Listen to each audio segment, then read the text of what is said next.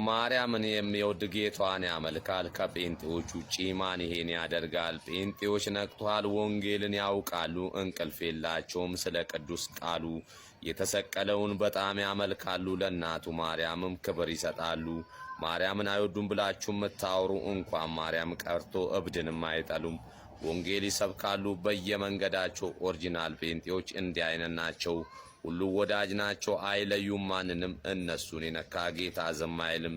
የሰውን አይነኩም፣ ጎበዝ ታማኝ ናቸው። ብዙልኝ ጴንጤዎች፣ አቦ ይመቻቹ። የጴንጤዎች ጌታ በጣም ደስ አልከኝ። ልክ እንደ ጴንጤዎች እኔንም ባርከኝ። የግጥሙ ጸሐፊ ሲሳይ እባላለሁ። አይላቢው ጴንጤዎች እወዳችኋለሁ።